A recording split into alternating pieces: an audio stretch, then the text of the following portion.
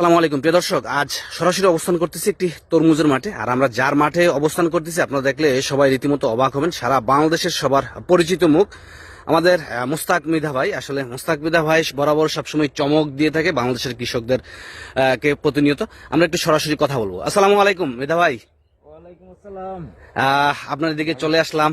খুবই মনোমুগ্ধকর একটা পরিবেশ, তার মধ্যে আপনি যে একটা চাষ করলেন, এই যে পেঁপের সাথে সাথী ফসল হিসেবে আপনি তরমুজ দিলেন, একটু যদি সংক্ষেপে বলতেন জাত সম্পর্কে বা এখন পর্যন্ত কন্ডিশন সম্পর্কে। এটা পেঁপেটা আমার এখানে যে দেওয়া হয়েছে, পেঁপেতে মূলত আমি যে সিস্টেমটা করছি যে এখানে দক্ষিণ দিকে দিচ্ছি মাচার, এই যে দেখা যায় এই সিস্টেম না, এতে করে আমার পেঁপে গাছে সানলাইট তেমন কোনো অভাব হইতেছে না।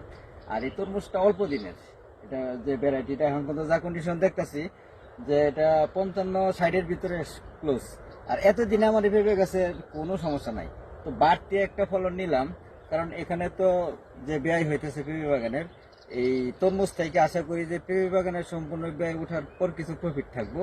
পেঁপে বাগান আমার সম্পূর্ণ বোনাস। আচ্ছা আচ্ছা, এটা কি জাত সম্পর্কে যদি একটু বলতেন। জাতটাই ভ্যারাইটিটার ব্যাপারে কি বলবো, খুবই ভালো। এটা আমি প্রথম করছি আস্থা, আচ্ছা অর্থাৎ এর উপর আমার যথেষ্ট আস্থা হয়ে গেছে অলরেডি। আচ্ছা আচ্ছা, কারণ এখন পর্যন্ত এই যে দেখেন যে তরমুজের সাইজ শেপ গুলা আচ্ছা, কিন্তু 26 দিন বয়স। আচ্ছা, আচ্ছা। রোপণ থেকে অনলি 26 দিন, মাস পূর্ণ হয়নি।